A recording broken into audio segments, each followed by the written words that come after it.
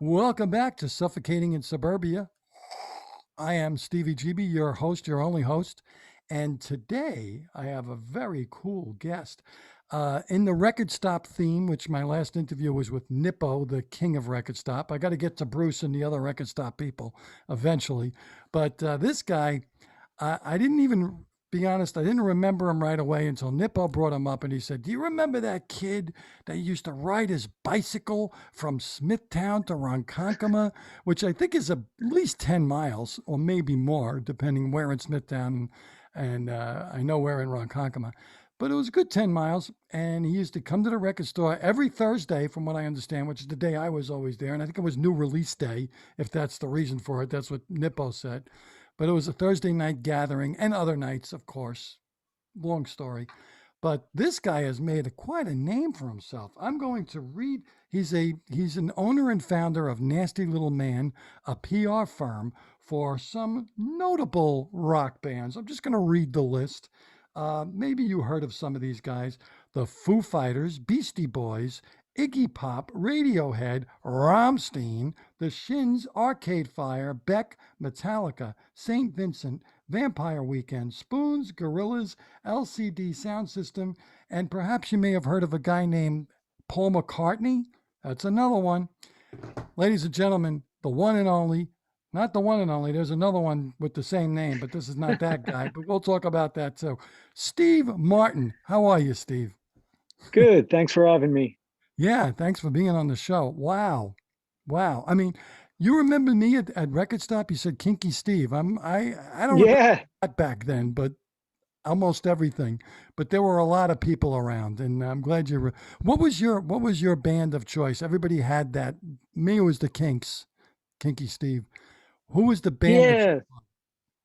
Yeah. Me, it was at that point it was probably the Ramones Oh, because I was so young when I started my weekly bike trips to to Ronkonkoma, and they were there was other things that impacted me. Like the first music I ever remember hearing was the Beatles, like the yep. Red and Blue albums, and I remember saying to maybe I told Paul himself this, that in the kids in my family, when we said to my parents when we were little kids, uh, play music, put on music, we meant those albums. We just meant the Beatles, like that Right. was music.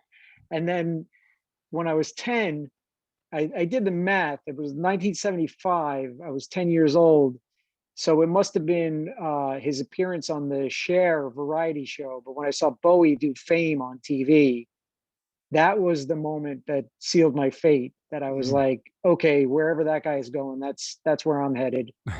And and then a year later, I got this album that maybe it might have been Nip gave it to me or sold me a promo. It's definitely a promo copy. Definitely has a promo stamp on it. It's the first pressing with the typos. Beat is on the brat instead of Oh beat on yeah, the yeah. brat on the label, and Blitzkrieg Bop spelled Blitzkrieg Bop, and it has my like no noticeable like 11 or 12-year-old scrawled signature on it, like from like the days when we used to go to like basement parties with like the fold out record player, and like, well, I want to play you my favorite record. That everyone, like in my neighborhood, everyone hated what I would play for them. Oh But yeah, well, the Ramones were like the scourge of the prog rockers and the Led Zeppelin crowds. They were. yeah, but that's that album was the one that made me realize that, these people that I idolized, like, oh, I had been playing guitar for like a year when like I it was seeing Bowie on TV that made me get my parents to buy me my first guitar. So I'd been playing guitar for about a year, maybe Mhm. 2 years before I got that album. And I was like, oh, I don't, I love Jimmy Page's playing and I love Tony Iommi and Mick Ronson, but I don't have to be as good as them. I can play music. So they were like your Velvet Underground. Like years before that, it was the Velvet Underground that made kids pick up a guitar. But for you, it was the Ramones. That Yeah, makes for a sense. whole yeah. for a whole generation of like kids who like came of age at a certain point, like and started bands. I'm sure that they figured heavily in that kind of epiphany, that moment that not just turned you on to music, but made you realize you can make it yourself. Right, right. It wasn't so complicated anymore. It was just more about having fun and the rebellion of it, and just banging it out. Yeah, and you didn't have to be like uh, living not that there's anything wrong with this. Like that's the danger of talking about the comparison, is that like, you know, I love Led Zeppelin, I love Black Sabbath, and I love that they sing about, crazy shit that doesn't relate to reality a lot of the time, and also, about sex and nothing else. And what, I love that kind of thing. It's still huge for me. I went through my period of rebelling against it and just only liking stuff that was like three chords, but Right. I came back to it once I got over that like rebellious, pretentious teenage phase. Yeah. And I like that there was like these four guys who were from Queens. They weren't even from New York City, and they were singing about being bored and like huffing cleaning solution and being scared of going into the basement of the house. It was. I always say it was songs about mental illness you can dance to. Like, what's better than that? Yeah, well, hey, Joey Ramone definitely did some time in the bin. That's for sure. That's for sure. And then now they're all gone, so that's kind of sad. But still, yeah, those were the days. The Ramones woke me up too, because I was kind of into the jazz scene. I was in college back then. I'm a little older than you, and I kind of gave up on rock and roll because like Peter Gabriel left Genesis, and Yes was getting boring, and ELP was boring, and so I got into jazz, and then Nippo woke me up with the Ramones' first album, and I was like, oh, okay, this is it. And then that led to the Stooges and led to the whole punk scene. So, I agree with Yeah, I think of like that at the end of the day, there's I've heard a bunch of people get have this quote attributed to them. There's two kinds of music, good and bad. And I heard some jazz stuff for the first time, like Ornette Coleman, or like relatively late in life, or Oscar Peterson. Yeah. And I remember getting blown away by it. And it was people you might not expect to play it for me, like people who were in like alternative rock bands, or like that you know, you think the last thing they'd be listening to is, Bitches Brew by Miles Davis or whatever. And I was just like, wow, if I would have heard this, like, On the Corner by Miles Davis, like when I was 11 years old and I had that first Univox Les Paul copy, like I might have traded in for a Stratocaster knockoff and like tried to play like Larry Graham or something instead of trying to play like Mick Ronson or Tony Iommi or Jimmy Page. Yeah, there you go. So, tell me a little bit of how did you wind up in so close to this rock and roll business? I mean, did you do anything else, or did you just go to school and this was it? And No, I went to school in Boston, and I went to the journalism school at BU. Same with alumni, including Howard Stern and Jason Alexander of Seinfeld, and Mhm. giving point being that it was a pretty loose curriculum, and I spent a lot of time like I don't even know how I kind of infiltrated, like insinuated myself into the local music scene, but I did. And the summer I stayed up there with this. I had a summer job, miserable summer job in a bath products warehouse. I get cold sweat every time I see a loofah in a drugstore to this day, because it used to like go in these heated rooms and like hack them with machetes when they came off Wow. off the truck, wet and weighing a ton. But yeah, so I ended up auditioning for this band, the FUs, and played guitar for them for a couple years. The drummer died in a car accident, and we had a lineup change. Oh no, he died after. We had a lineup change and changed the name of the band to Straw Dogs. In that lineup, we opened for Agnostic Front, who were a bigger band from New York at the time. And one of my friends from New York, this guy John Golden, was roadieing for them and said, "Oh, they're kicking out, or their lead guitarist is leaving, or whatever. Like, you should audition." And that was like my junior year of college. And I was like, well, I'm thinking of moving back to New York anyway when I graduate. So yeah, why not? And I auditioned and I got the gig. Wow. Oh shit, you're cutting out again. Am I? Is this better? Hold on, I think it's on my end. Okay.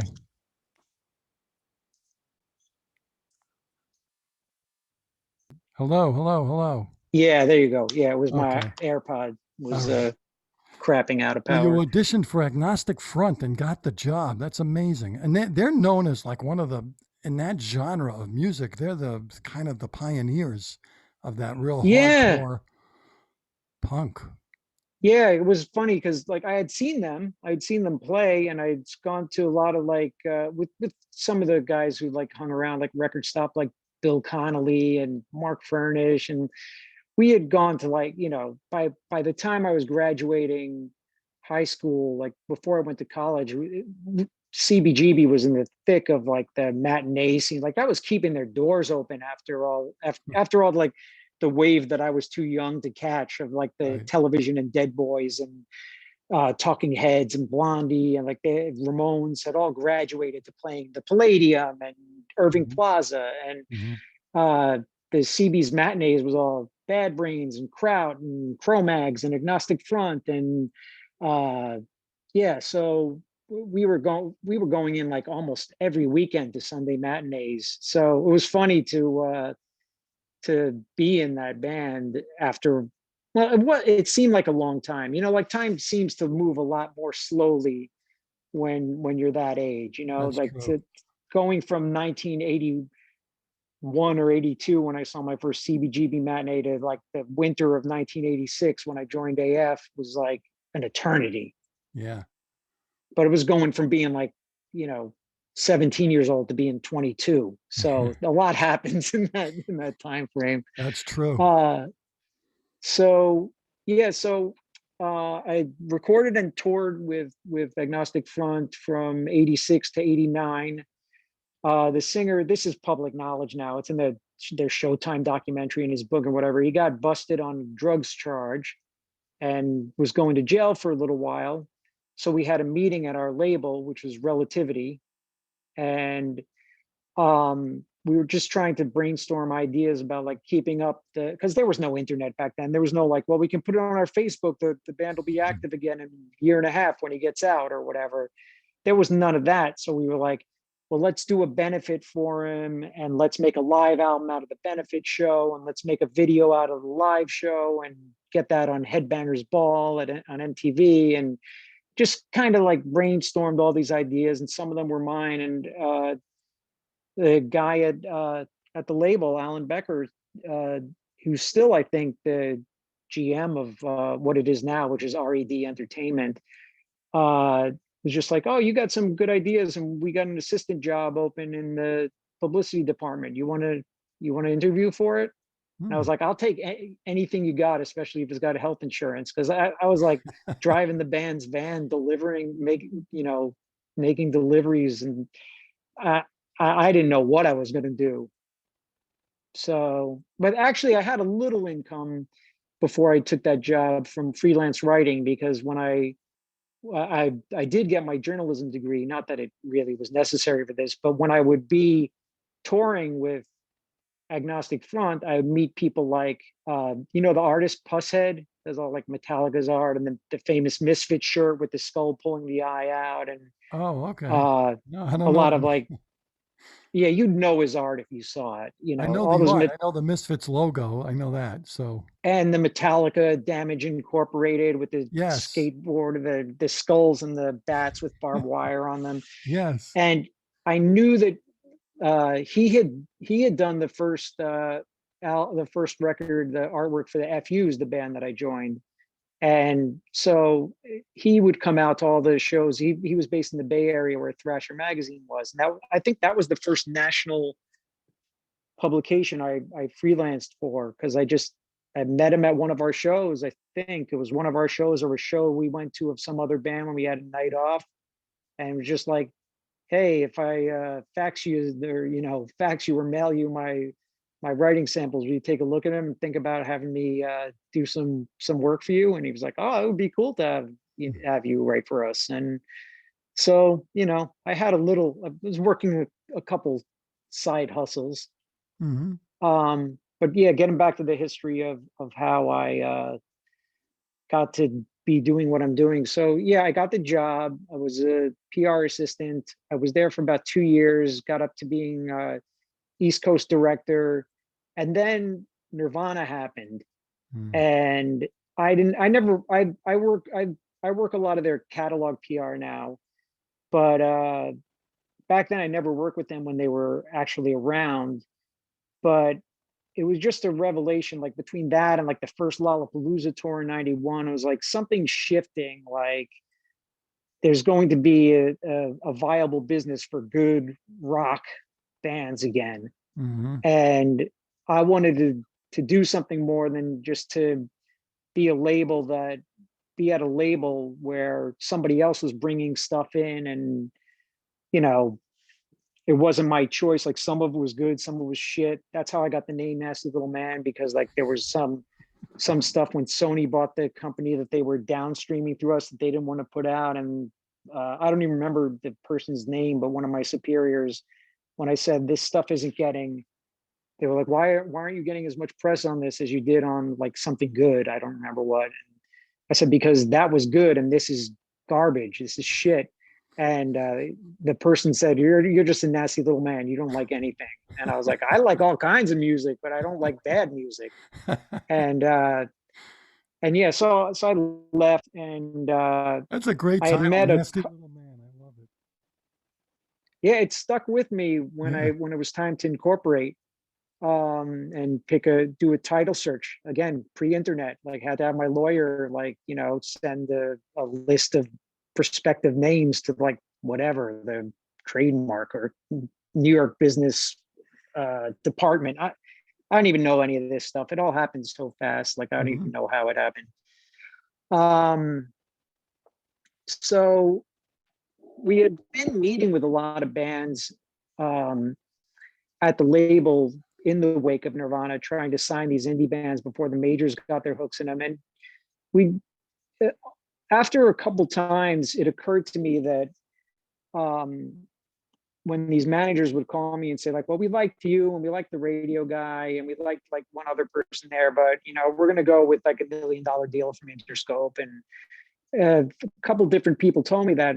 And so finally I just said like, hey, if I quit here and started an agency doing what I do, would you write me into your record deal, and put a budget in there? Because I knew how the deals worked from doing it on the other side of the label. Like when they really wanted somebody, they'd be like, well, we'll give you a budget for an independent publicist, we'll give you a budget for indie radio, and we'll give you guaranteed this much tour support. And so I knew that existed. And the first band that said yes was a band called Helmet. And I've heard of Helmet. that was the first like soup to nuts PR campaign I did, was Helmet's album Meantime in 1992. And then a couple others. The only one that's still with me from that time, from that first year or so, that 92 to 93, the first year I was in business, was Beastie Boys. So yeah, the So Beastie Boys were huge. yeah, Huge. they weren't when I started working with them. When I came on board at the tail end of the Check Your Head, which is, a classic album and has sold like whatever 3 million copies since. But at the time, we had to do everything by phone. Like there was no email pitching. And I came on at the end of a tour. So I was calling like the Atlanta Journal-Constitution. You're like, oh, the Beastie Boys are playing like this theater, and if you want to review the show, or can you do a preview? And they'd be like, oh, they're still together, because they were they were coming on. They weren't mainstream at the time. The New York finale of that show that we met at and signed, like, that I shook hands on a deal with, was 2 nights at the Roseland, which is Wow. respectable, but 2 nights at the Roseland is a total of 7,000 tickets. So 2 years later, they were selling out the Garden, and they were back on top. Like, it was very different, the world they were in when I came on board, and the hard work that they put in just rebuilding their live business. And a lot of this is attributable to their management. This guy John Silva, who also manages Foo Fighters, Beck, Queens of the Stone Age, just naming the ones that we work on together. St. Vincent, Spoon, and I'm sure I'm forgetting some. Yeah, so they all have good, live business and a lot of credibility, and they don't do stupid stuff and don't do cheesy shit. And, that's part of that is him, part of that is me, part of that is other people in the organization. It's really important to have a good team in this business. But anyway, I'm digressing. Yeah, so Beastie Boys happened in like late 92, early 93. I started working with them. And then a year or two later, I started working with Foo Fighters, which was also a tough thing at the start.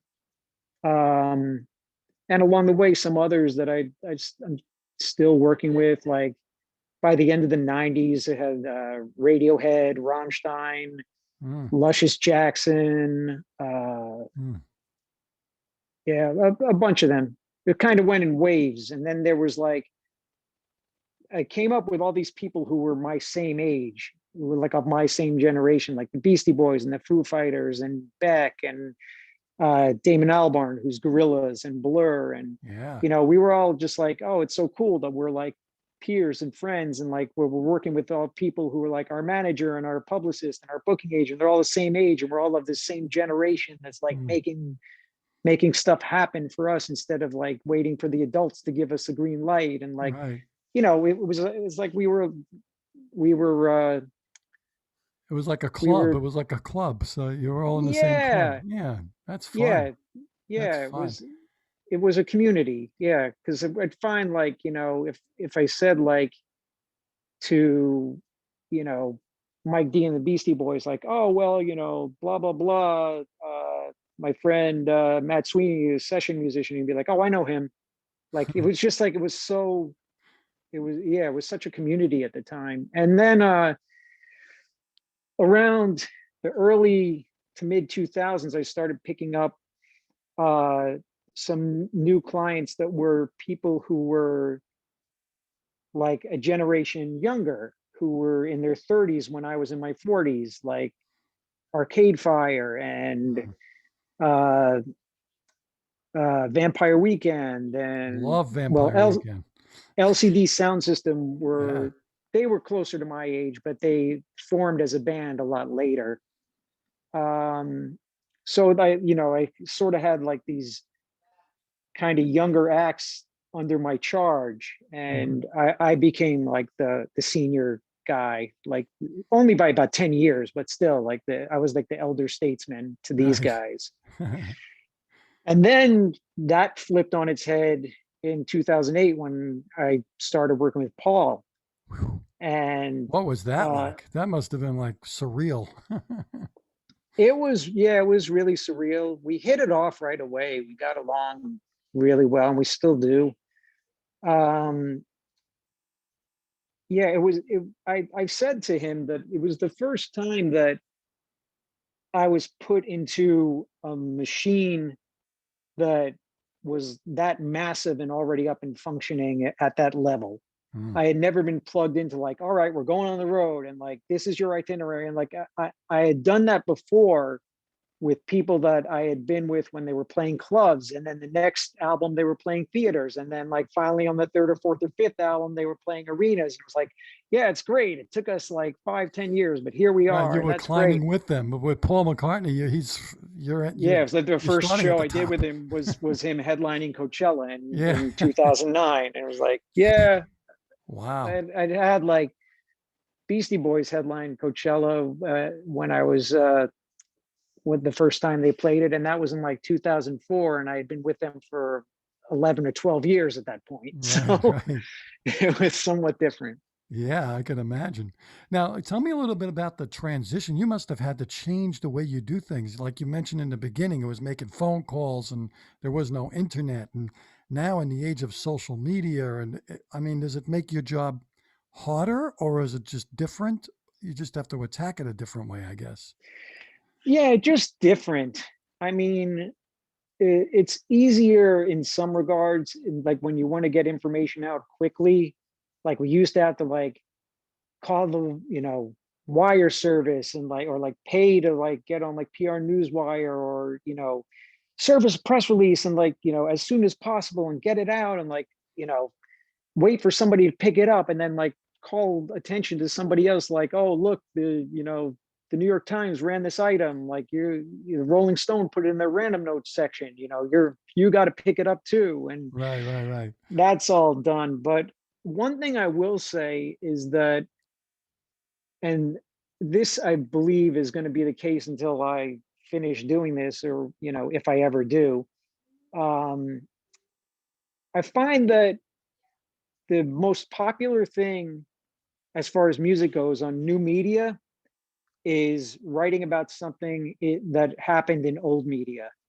So somebody put in a killer performance on Saturday Night Live, a TV show that's been around for over 40 years. Right. That all of a sudden the next morning that's all over like Pitchfork and Consequence of Sound. Like, think about it. Like, what was the last big like indie rock story that I can think of, like news sensation story, was Phoebe Bridgers smashing her guitar on Saturday Night Live. That was 2 weeks ago, right? It was last week. Yeah, yeah. Without that fuel, they're just writing about like, oh, Right. so and so's So going on tour, or like, it's or interesting. Well, I not to remember dwell on. St. Vincent. St. Vincent made quite a splash on Saturday Night Live. That was a unique and really great performance, and that kind of put her on the map. So Yeah, you're that right. was before I was working with her. Yeah. That was a few years before I was working with her. But that was like when all the people, yeah, again, it was like you were saying about community. Like Annie, she's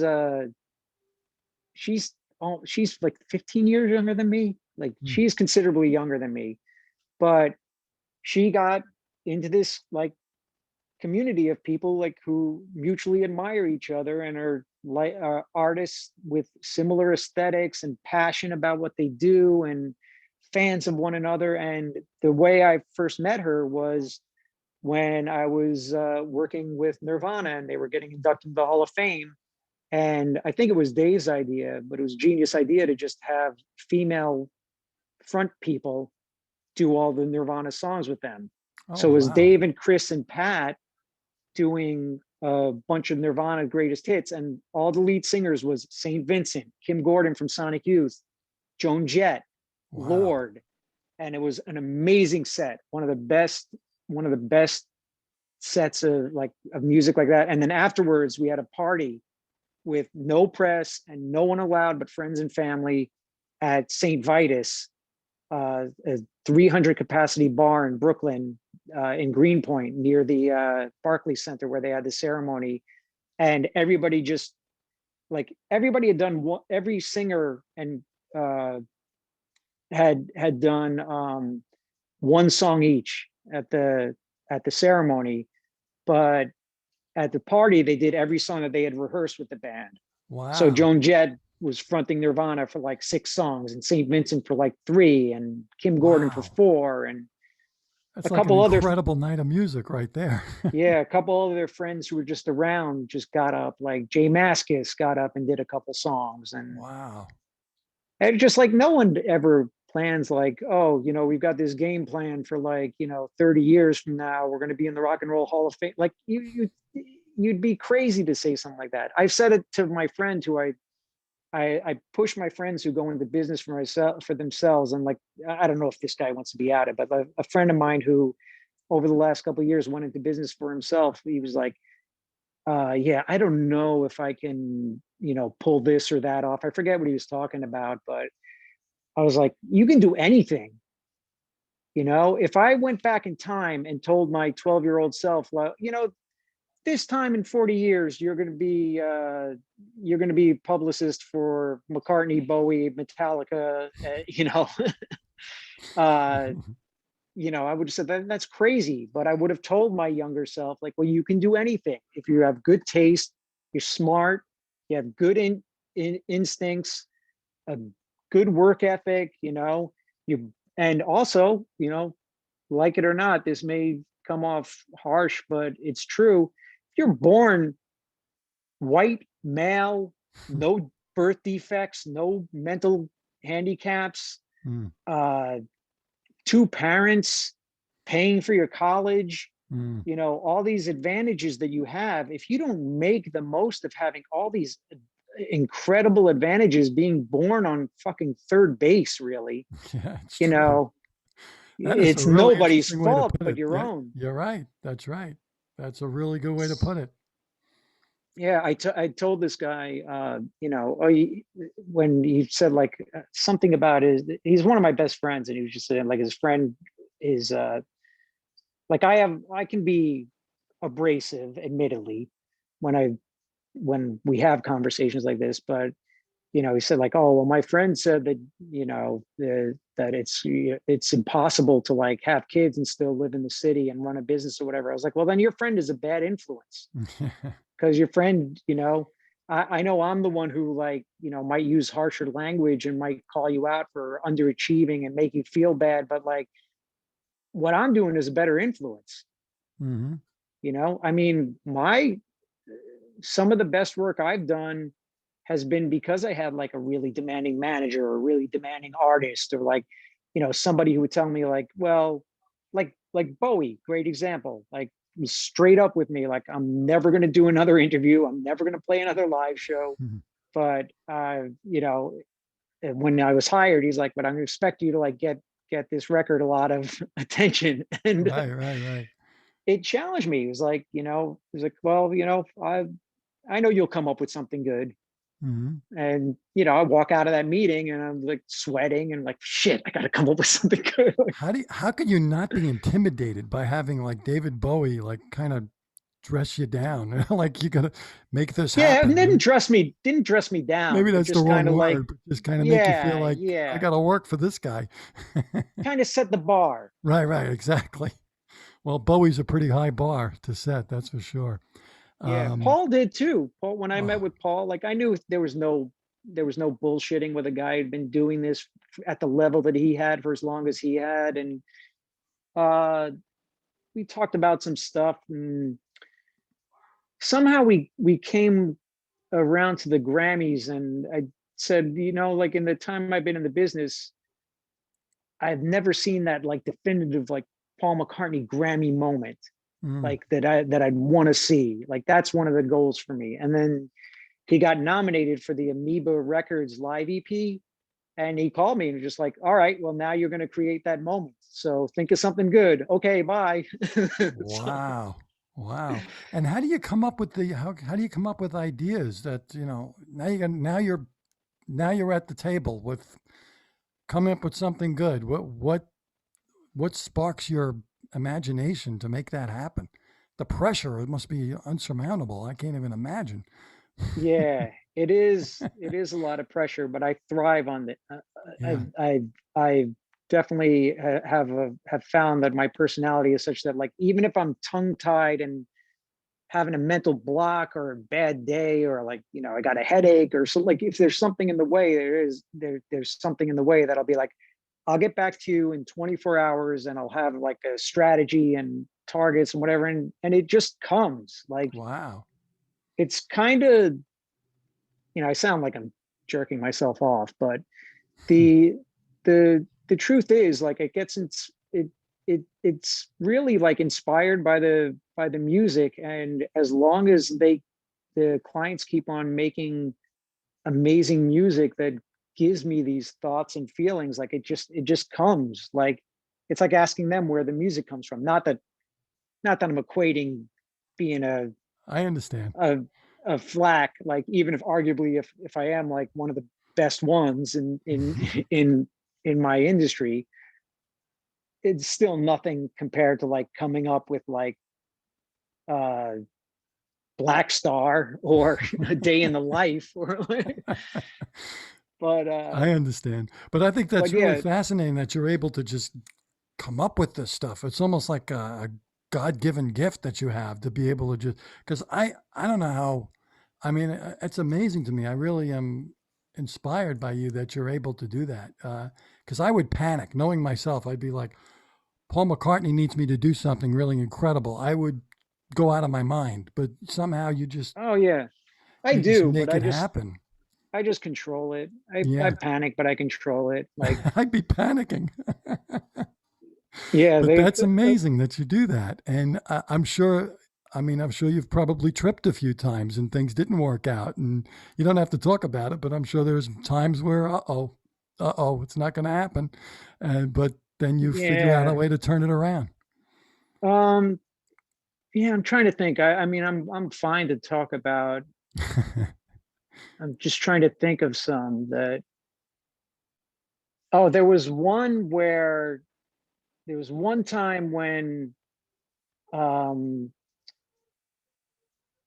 God, this was years and years ago where we did the Foo Fighters on their like third or fourth album, like really pretty early on. Um, we we were in Vegas for the Billboard Music Awards, and we were backstage and we were coming up with a bunch of lines for Dave's kind of intro to like whoever was like winning. Like, it was very poppy year. It was like 2003 or something, and like everything was Britney and Justin and Mm. Christina, whatever. So we came up with a bunch of jokes just roasting all those people, and he pretty much got booed off the stage. I mean, it was just, it was an award show. It wasn't a show Well, like that could that, be a but good moment, right? There's no such thing as bad publicity, right? yeah, I mean, it wasn't even that. It didn't even make headlines Mm. to we were just tone deaf. And like afterwards I was kicking myself. I was like, man, I should have known better. Like I should have known that. I should have read the room and known that like, at that point I'd known Dave for like almost 10 years. And I mean, now I've known him for 26 years, but Wow. uh,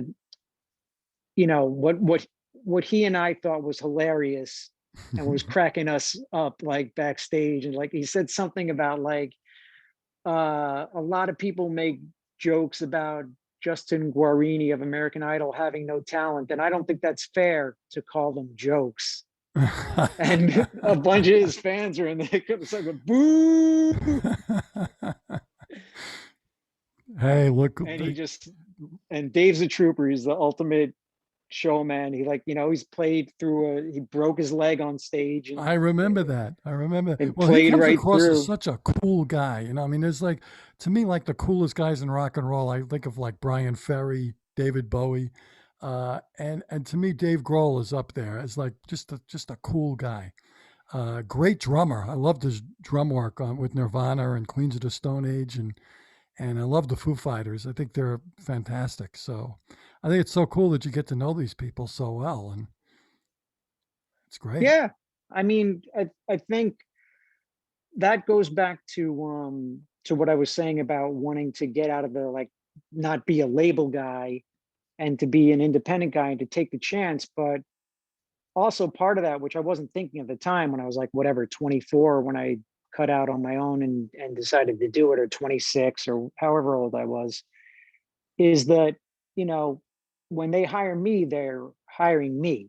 Right. So I'm shaking hands with the artist and they're liking what I said to them. And we're getting a vibe for one another. And it's a much to me, it's a much more meaningful relationship. Not to put down, like, there's excellent people I work with at labels. Like, some of the people are geniuses. Like, I can think of people at Capitol and Sony and like who just are absolutely essential to these campaigns that that result in #1 records and platinum albums and just amazing ideas and marketing geniuses. But they also have to be that for like a whole label roster that they don't choose. Oh, right, right, right. So you have the ability, and the what's great about what you do is you're actually making it personal. Like you're working with acts that you enjoy. So it's so much better. Like you don't have to work with a band that you hate. Like you said before, you try to stay away from the garbage, and you've been able Yeah. to do that, which is amazing. I Yeah, mean, and even like people who make great, not to name any names, people who make great music who might not be the best people, then you have the freedom, fortunately, I have the freedom uh artistically and financially to say like, I think we've run our course to some of these people, and good luck, and I'll always say nice things, and I won't, you know, yeah, I'm sure you have some stories. You don't have to get into them, but I'm sure there's some people out there that yeah. were really rough to work with. Yeah, I wouldn't name names, but I will Yeah. say like one of the people that I quit on, that I had had a long, mostly positive, often tumultuous relationship with. Uh, I told this artist that they had to stop calling me at all hours of the night. uh, And this was after working together for about 15 years, and I just said like it was getting worse, and I didn't know why at the time. I've learned why later, but that's a different story. um but I said no more calling me on weekends at 10 at night and whatever. And I still remember the last time he called me, I was in the what a photo pit is. no. it's it's the area where either on the soundboard or in the trench between the stage and the crowd, where you walk photographers in. Like that's Oh, part of my okay. illustrious job with the artists I tour with. All right. And I was working the Metallica photo pit at Austin City Limits Festival, and their photo pit is unique because when they start playing and the way they play live in their festival setup, they have what they call the snake pit, where they have a catwalk that goes in a circle in front of the stage. So I would walk the photographers into the middle of that. And he called me to like complain about something or whatever. And like their music is blasting. Like you walk them in for like 2 or 3 songs tops, and then you walk them out. Mhm. And I was like, yeah, who is this? And I was like, oh, it's you. Oh, well, remember what I said about quitting if you ever call me at like 10 o'clock on, I'm doing the Metallica photo pit at Austin City Limits right now, and I quit. And he called Wow. me the next day and was just like, were you saying that out of anger or whatever? I was like, well, I was saying it out of anger, but I'm sticking to it. I quit. So I mean, you're dealing with rock and roll stars here. I mean, there's got to be some level of of obvious ego, and then you're dealing with maybe they're on drugs or they're having personal problems. These are a unique bunch of people, so you have to you must be putting out fires once in a while, and I can only imagine that there's moments like that where you feel like I can't work with this person anymore. They're insane. yeah, stuff runs its course. I mean, Yeah. it's sometimes it's not like a negative incident. Like sometimes I'll like another client I told a couple years ago, or maybe like a year or two ago only. I've This is a guy who releases his records independently and licenses them to indie labels.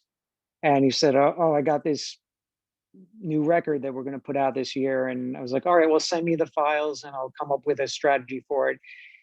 And I hit a wall. I was just like, I got you your first ever national television appearance in the first campaign we worked, and then I got you your first like a bunch of different things, we just sort of had hit all these targets over at that point like 7 or 8 years we worked together. And I was like, I'm not going to take another very significant sum of money from you from your budget to do the same thing again. Mm. Like I'll give you like what the targets, what the ideal targets are, and you could take them to a cheaper firm who can do a good job.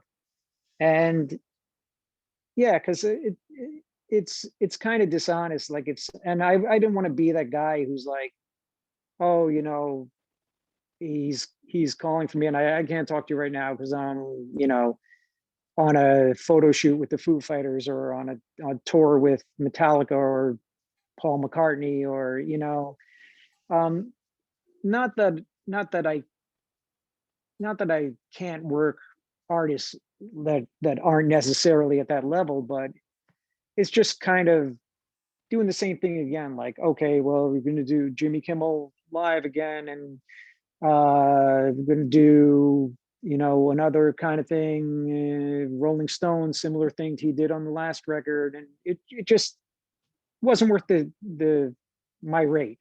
Hmm. I understand that. Let me ask you this now. You go out, you get press for people. What's it like if like a critic says something negative about a record? That must be hard. I mean, does that fall on your shoulders? I mean, that had to happen a bunch of times where you're Yeah, I doing all mean, this work and then the record gets blasted. This album's yeah, terrible and this band is done. And that's got to hurt. You got to feel that pain just as much as the artist does, I would imagine, because you put all this work in and some asshole writes some horrible thing and you got to hate critics. I got to believe that. um, mostly like if it's legit and it's a good writer and they have Mm, good points, you know, I'll be diplomatic about it. mhm, Some people I've said, well, I can say who this is because they're not really doing. He's not really a writing for Chicago Tribune anymore, but Greg Cott and Jim DeRogatis, two Chicago journalists that I had a good relationship with for several years. Uh, they had it when they started their this syndicated radio show called Sound Opinions. They just so had it in for Grohl, mm, and they would just talk shit about him, like you know they were such an indie rock kind of program that like no one who listened to it would care about Dave Grohl. So like they'd be doing like the week's album reviews. Here's like the new Tune Yards and the new Art Brut record and like just really indie stuff. And here's a shitty review of the Foo Fighters record. And so like I was like, no one cares. If you and no one in your listenership cares. So just knock it off or I'm right. never going to work with you again. Yeah. And they did it one last time. And I just said like, okay, that's it. Never booking one of my artists again. Mm. Yeah, that stinks. That stinks. Yeah. Yeah. But I mean, it was a personal thing, Yeah, I you got to know? believe you take it personally because, like the artist does. I mean, Dave Grohl doesn't want to hear that crap and then you got to Well, hit. he would never hear it. And Right, right, he's right. not a guy like, he's not like, actually, not many of my clients really pay that much attention to stuff. Like, though, if they see, like, you know, obviously, if I get them like a date on Saturday Night Live or like the cover of Rolling Stone or whatever, they're psyched about it. And I go through the plans with them and say, like, here's what I want to try to get for you. And, let me know what you agree with and what your thoughts on it and whatever.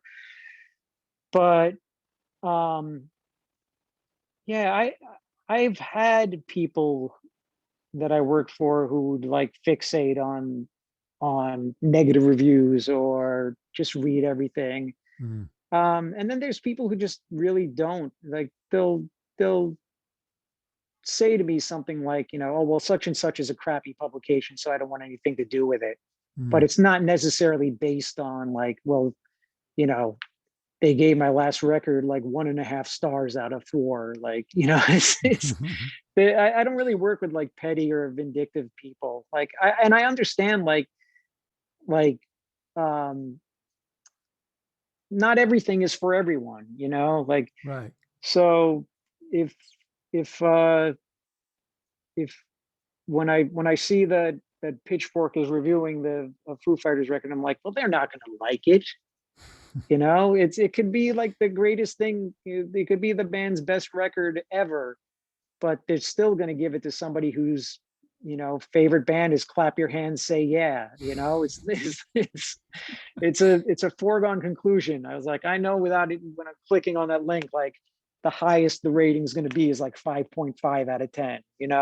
So it sounds to me like it's almost a political climate. It's like this is what we like and this is what we're going to stick to and this is our it's like they have an agenda, right? It feels like that. Some of I these, feel sometimes, yeah, yeah, not always, but I feel sometimes like that. I have gotten into it with some writers and editors saying like, you had this review written before you even heard the fucking right. record. Like they have a foregone conclusion that they're going to hate it no matter if they won't even Goes listen to both it.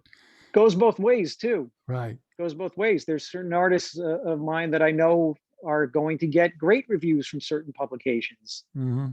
I can't say I know because I'm not the Right. fucking oracle, but that I'm confident. Right. I understand that. So what's new on the horizon? Do you have any new bands that are up and coming that people should know about that they don't? Nah, I'm the worst guy to ask that at this point. Like I used to be the guy who'd be like, up until about like 2010 was probably the cutoff, like about 10 years ago. But yeah, I used to tell people like, oh, you gotta watch out for this band Arcade Fire. You gotta watch out for this band LCD Sound System. Right. Gorillas and like, or Radiohead. I mean, Radiohead were not. I worked the first Radiohead record that I worked from the beginning that I did the full campaign on was Kid A, and it was their first #1 record. Yeah, that was huge. And we were all happily surprised, confident going into it, but happily surprised when it went #1. Mm. But then I'll never forget, like that was the year stretch, like 2000, 2001, when they released the two records, Kid A and Amnesiac. And to give you an idea of what the press climate was like in that time, Rolling Stone, I'd been pitching for a cover, and they gave me a kind of like, we'll wait and see on the Kid A record. And then they confirmed the cover for the release week of Amnesiac in summer of 2001. But we ended up coming out with the cover. It wasn't the end of the world, but that was back when Rolling Stone used to come out every 2 weeks. We got pushed back 2 weeks because the band Stained sold more records their first week. So they bumped Radiohead back 2 weeks Yeah. for Stained. Yeah. The way I said I wasn't going to talk shit. But that's all you have to say. You said it right there. Yeah, where are they now? Stained. They're nowhere. They have one song. Yeah, I think their singer might. I don't know. This reminds me of that satire site, The Hard Times. Yes. They did an article like, we sat down with the members of Stained or Disturbed, one of those. The whole article was like, yeah, we tracked down this like angst-ridden like FM radio from 2003 hit band. I think it was Disturbed, but it might have been Stained or one of those. But anyway, we had a great conversation. It's all made up. Like they don't even know. It's funny. That's very true. Yeah. Wow. So their podcast was actually the first podcast interview I ever did. This is my second. Oh wow! Thank you. I feel honored. So listen, this is great. Anything else? We've been on for a while. I don't want to keep you too long. So I guess I want to ask you who's the biggest artist, but obviously it's Paul McCartney. And yeah, it's Paul. I mean, you actually have conversations with him recently, or just I know his last. Yeah, I saw him last week. McCartney 3 is really an interesting record. I listened to it. I really enjoyed it. It's very eclectic. Yeah, I mean, that was a good example of like a great artist who's a great guy, and he whether he's doing it or not, like consciously, everything he does pushes me to do a better job Yeah, of and course. to do justice to his legacy and his creative output. And that album came about, like, he was in it. I I've It's hard to put a lot of this stuff into words, like the kind of the essence of Paul and my relationship with him, but he is music. Like Mm, it's like he's a vessel for something. Like he's our Mozart. Like he's a vessel for something that you can't understand. that's a And perfect way to put it. yeah, I kind of stole that from Lorne Michaels from SNL. I overheard him say that. He used the Mozart line, but that's why he writes TV and I write press releases. That's all right. But That's a great line. It's very true. um but it is true. It's like he's like he he's like got like a mutant power, like one of the X-Men or something. Like, Yeah. he just channels the music, it just comes through him. And so logically, we all get locked down in pandemic. He starts making music, and he hadn't intended to make an album. Mhm. And then he sprung it on us with a pretty short lead time. Like, yeah, it's going to be McCartney 3, because McCartney 1, I played all the instruments, and it came out on 1970. Right. McCartney 2, I did the same thing, 1980, and now it's 2020. It's a nice round year, so we're That's going to put it out by the end of the year. And like, we're wow. like, holy, That's really you know, interesting. we had to scramble. We're like, holy shit, like it's going to be like during the December of like the holiday rush, and like, you know, but we got it done. That's amazing. That's amazing. And what is that like? I mean, your cell phone rings. Does it say Paul on it? Does it say Paul McCartney's calling? And you look at your No, phone his and initials. it's, but you know it's him. And it's got to be, you got Yeah, to be like I sweating a little bit. There's got to be a little bit of a, what does that feel like? I can't even imagine what that feels like. um I mean, it's It's exciting. yeah, I mean, it's kind of like, I don't know. I don't want to sound like I'm um belittling or minimizing or whatever the word is. I don't want to sound like I'm underselling it at all. Right, But right, right, right. I've been his PR guy for going on 13 years now, and we have a good rapport. And like, more than anything, I'm just like happy to hear from him. That's I love that he's engaged personally, and that when he has a question or he has an idea, or wants to talk about his campaign, he's got a great manager. mhm. uh, but and I have a great rapport with his manager. But he'll be on top of it. He'll like, yeah, like sometimes I might be traveling to like one of his shows and know that he's in transit too, and he calls me. I'm like, shit, did I forget to send him something? Or Oh like, my God. I could have a feeling like that. But I can't mostly imagine. Because I'm mostly it's bad. I just, get starstruck. I don't know if you know, but I do comedy. I'm a comedian for a lot of years. And, I've had the pleasure of opening up for like Norm MacDonald and oh, cool. Louis Anderson, Dennis Miller, and some music acts, Dion and the Belmonts, and also Mickey Dolenz of the Monkees I opened for. So, uh, and I have a problem. I get starstruck, and I know it's a bad thing because you don't want to feel like silly. I don't want to say something stupid, but I just get really starstruck. And to me, if that were me, Paul McCartney calling, I probably wouldn't be able to speak. But I think that's amazing. You have this rapport with these guys, and it's a business. You're running a business, so he's your client, and you're working for him, and you want to do your best job. And I guess you kind of have to let that starstruck thing not affect that. And yeah. I think I, that's really amazing that you're able to do that. I couldn't do it. Or I'm maybe I not could. sure. I don't know.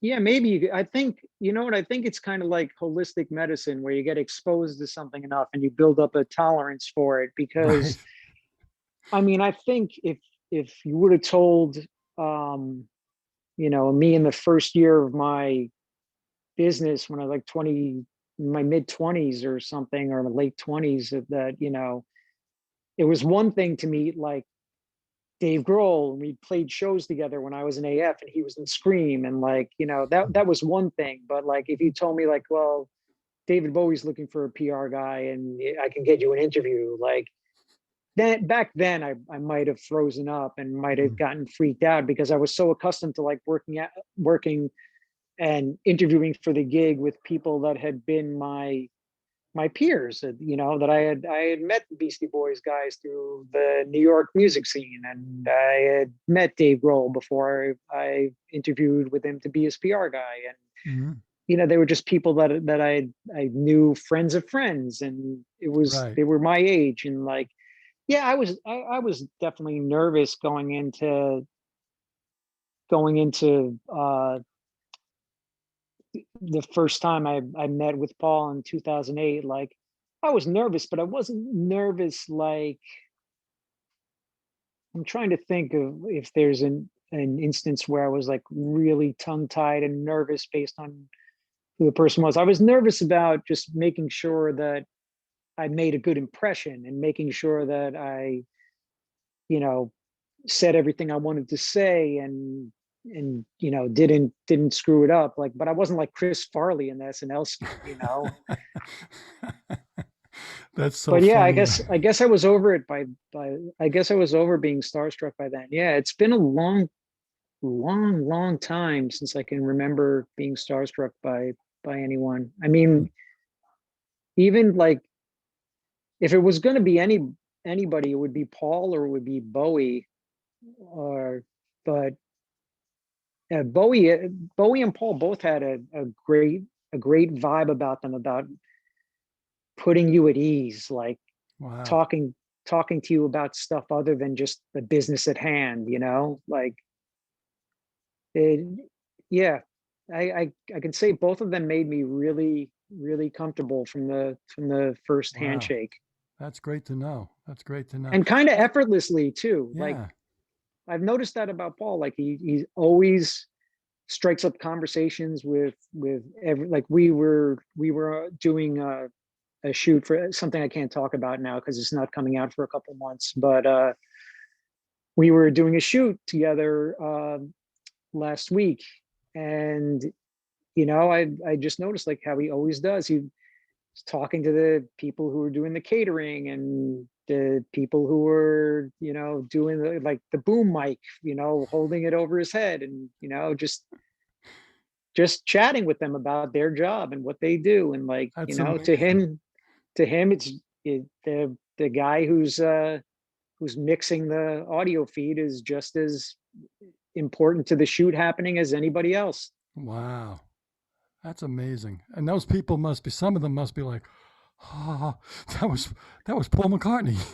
Yeah, it reminds me of, and I'm always grateful for, like, I don't mean to sound jaded or whatever. I'm always like grateful and amazed, and like, uh, you know, when I did have a good interview with Paul, like immediately I called my wife right after, was like, oh, I think this is going to happen. Like, you know, uh, I, I, I do have the reactions at the appropriate times, but Right, right, you right. know, I've seen people uh, burst into tears, like just, you know, like or start screaming or I like can imagine. chasing the tour bus, and It's like Beatlemania.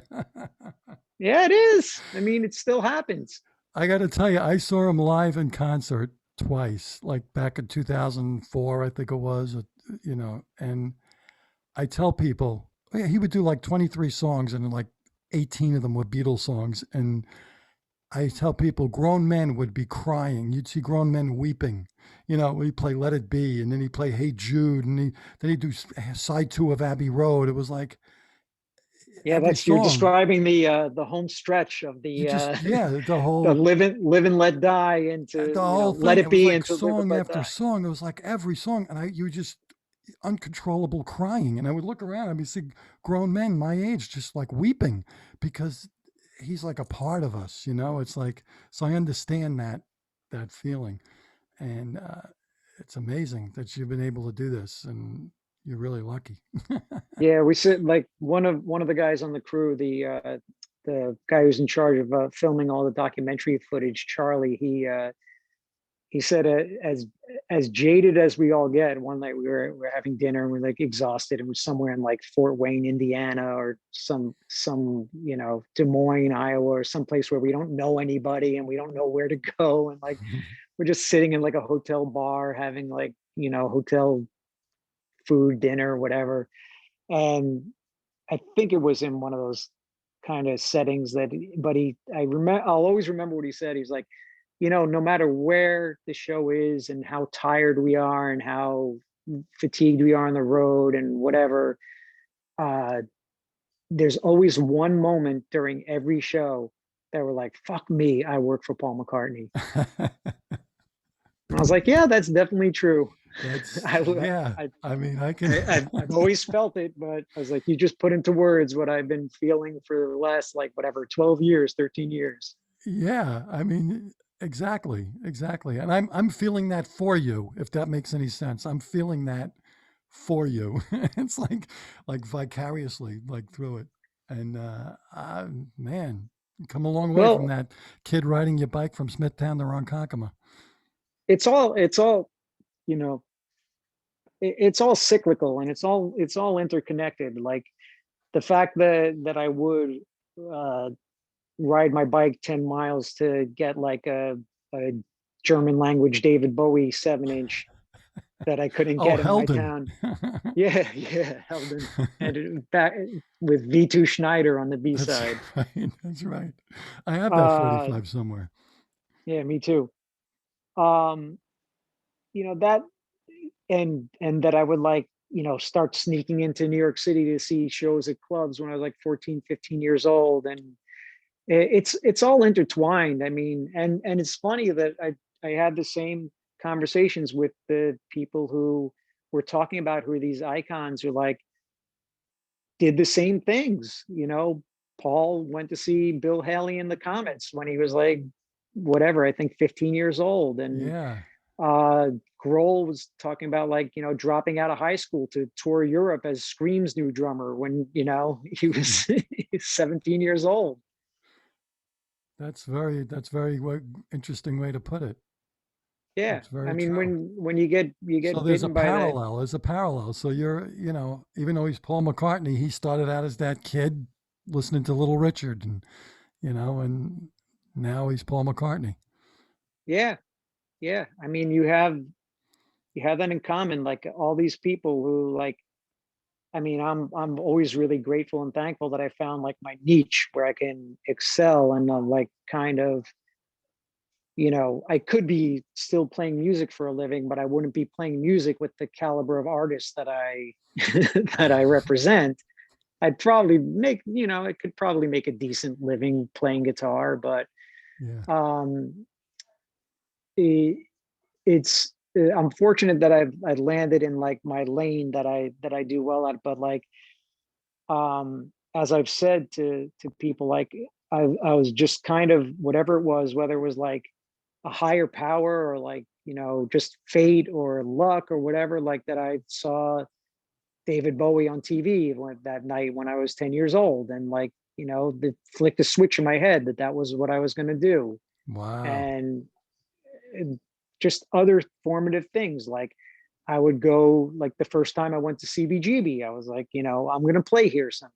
Hmm. The first time when I used to watch SNL, and saw those early like Patti Smith and Devo and Talking Heads and all those formative shows that they had in the first, all those formative music guests they had in the first few seasons, I was like, yeah, I'm gonna. I didn't know what I was gonna do at that point. Like maybe I thought I was gonna be a screenwriter or something, but I was like, I'm gonna do something with this show someday. Like, Hmm. you know, watching Elvis Costello, like, get Radio. stop. Yeah, I actually did something that was an homage to that for the SNL 25th anniversary. You can find it online. Uh, I forget whose idea it was. It was kind of a collaborative thing that came out of like back when conference calls were a thing, because that was like 98, 99. Um, we said, wouldn't it be cool if, because Beastie Boys had an offer to perform on the 25th anniversary show for SNL, And it said they would, but they wanted everybody to collaborate with someone else. So the idea that somebody had come to us, I don't know if it was the show or like somebody in management had said, like, what if you did a medley of one of your hip hop songs and have Blondie come out and do Rapture? I was like, that's a cool idea, but I think we can probably come up with something better. And we came up with the idea of Beastie Boys starting Sabotage, and then Elvis Costello running on in the middle of it and interrupting them and saying exactly what he said before Radio. Like, there's no reason to do this song. Yeah. And they did that. And I remember that. I remember seeing that. Yeah. So that all came out of like a whatever. Did you ever try to work with Elvis Costello at all, or? Nah, he's always had guys like, or like, I would never poach like that. That's something that actually I should probably make clear to, like, friends of mine who don't work in the business. I've when they've said, like, why did you go after so-and-so? I have to explain to them, like, you've seen too many episodes of Entourage. Right. Like, that stuff doesn't happen in real life. Like, I'm not playing golf with Robert Plant and saying, like, you give me a call someday if you ever want to switch publicists. You don't want to like, be that guy. That shit doesn't happen. Like, if that happened, like, I'd probably get a call if somebody tried to poach one of my artists. They'd probably call me and be like, this fucking jerk off was trying to say that you don't do a good job. Like, it would not go over well. Like, it's the same thing as, like, on TV, everyone's like, the movie Swimming with Sharks or Tim Robbins in The Player or whatever, which there's truth to all that stuff, and it's written from experience, and maybe it's a different era too. But yeah, in the field I work in, people don't try to steal clients from one another. Well, you have a pretty good roster anyway. You don't need to. Yeah, I just got to ride just keep on riding my path of white guys with guitars and a few variations, but mainly, I mean, obviously that doesn't include like Saint Vincent or, there's women and people of other, who aren't necessarily white in many of my bands. I know what you mean. But, it's really, rock and roll is at the heart of what I do. And, it's not the coolest, hippest young thing. And there's, people who are working stuff that I'll never understand, that like, gets coverage in, Rolling Stone and New York Times, and, gets late night TV bookings. And I've come to peace with the fact that in my mid 50s, I'm not meant to understand that stuff. It's for somebody else. It's for someone younger. Right. No, I think that's true. There's got to when I started this, when I started this, I was in my mid to late 20s, and when I was first peaking and the company was getting really big, I was in my early 30s. So there's people who and in my early 30s, I had clients like Beastie Boys and Foo Fighters and Radiohead and Rammstein, and so there's got to be people who are out there who are doing the equivalent of those bands that I haven't heard of yet, but they're in their 20s, and then they're going to have huge clients when they're in their 40s and 50s. Right, exactly. So it's the nature. It's the nature of things, and yeah, it's a generational I thing. know. I know where my strengths are, and a man's got to know his weaknesses too. I agree. One last thing, and I'll end on this. The name Steve Martin. You must get that a lot, Steve Martin. And I love Steve Martin, the other Steve Martin. So he's a nice guy. And you met him. That must have been fun. Hi, I'm Steve Martin. Hi, I'm Steve Martin. Was it? Yeah.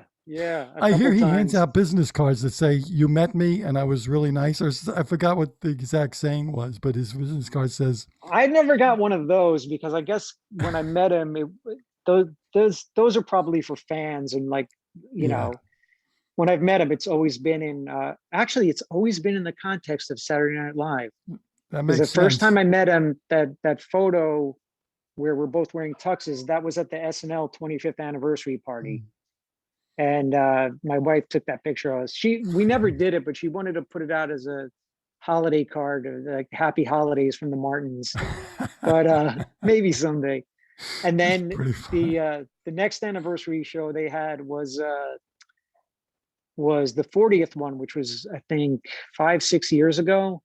And I saw him there, and I just walked over to him and was like, I don't know if you're going to remember me, and I had been sitting with Paul at the after party. So like, he knew I wasn't just, and I was at the after party for the 40th anniversary show for SNL. So obviously I wasn't some like deranged stalker or whatever, but I went up to him and he remembered me. Oh, I that's was like, we funny. have the same name. And he was like, oh yeah, I remember you. And I said, well, I'm on this mission tonight to recreate that photo of us in our tuxes. And I was like, you stand on this side, I stand on this side. And he was game for it. He was cracking up. It's a funny guy. You can Uh, find that on my Facebook too. yeah, I'm sure. I'm sure.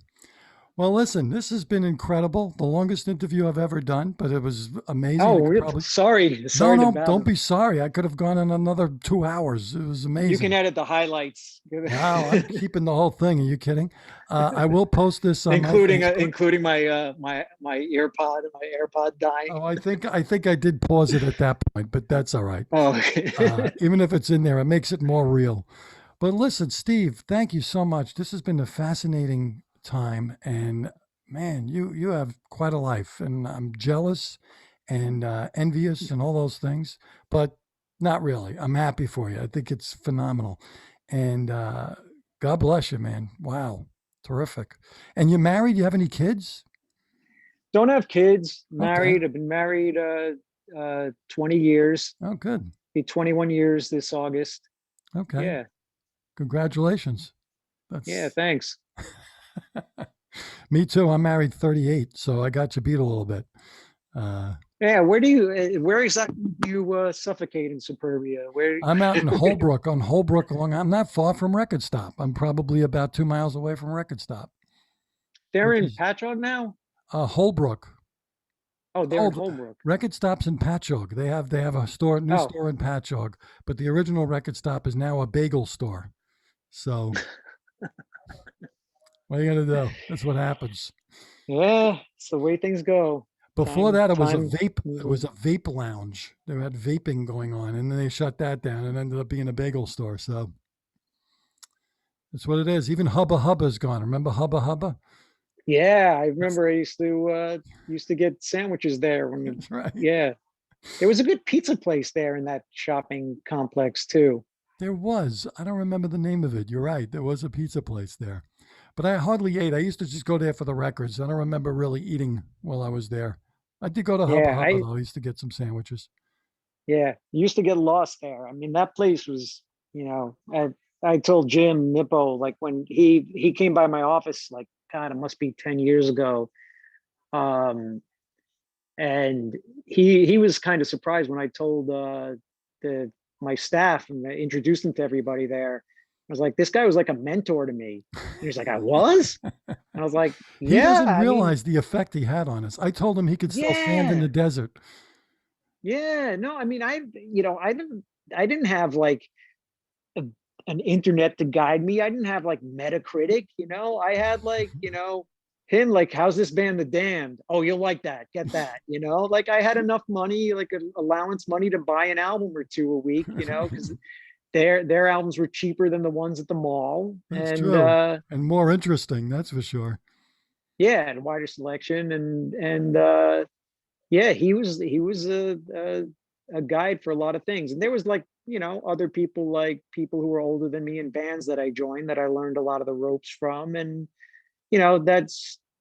that is what it is. But for me, when I was like whatever, 14 years old and 13 years old, and just exploring this whole new world of Mm, music that started with the Ramones, and then like went backwards in time to like the Stooges and the MC5, and yeah, and ahead to like the Damned and X-Ray Specs and whatever. And like love it he all. doesn't realize it, but he'll comment on like things where like when I'll post something on social media, and like if some band has like anniversary. Like I just remembered because X-Ray Specs was one of them. Like today is like the 41st anniversary or whatever, 37th anniversary of Germ Free Adolescence coming out.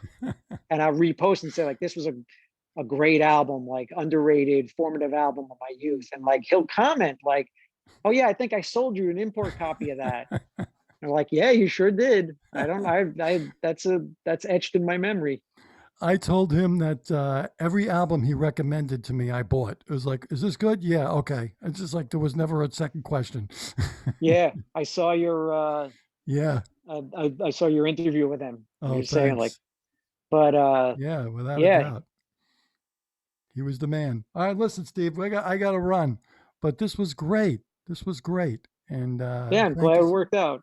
thanks again for doing this. I really appreciate it. And like I said, I'll post it if you want to post it on yours and share it. That's great. I'd appreciate it.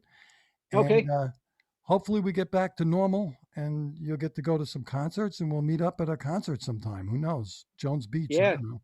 Something. yeah. Jones Beach, MetLife, the Garden, Yeah. something. You say Rammstein's coming back, right? They got something coming up. They got a date held at MetLife Stadium. Yeah, Wow. yeah, They're amazing. I've heard about their live shows. I've never seen one, but I've heard they're just unbelievable. yeah. Well, what you've heard is true, but doesn't live up to the reality of it. They push themselves harder every tour. The designs of the production designs get more grandiose. Yeah. But I'm not going to give you any spoilers. I've seen the current production twice Wow. overseas before everything shut down. Summer of 2019, I saw 2 of their stadium shows. Wow. I'm looking forward to it. All right, Steve, I'm going to run. All right, man. Thank you so much for coming Yep. on. I appreciate it very much. And I'm just going to pause this for a second. Rock and roll, buddy. All right, dude. All right, take it easy. Take care. All right, bye-bye. Bye. Wow. Well, that was amazing. The guy knows Paul McCartney. This has been another episode of Suffocating in Suburbia. I hope you enjoyed it. Feel free to share this, and I'll see you next week. Bye-bye.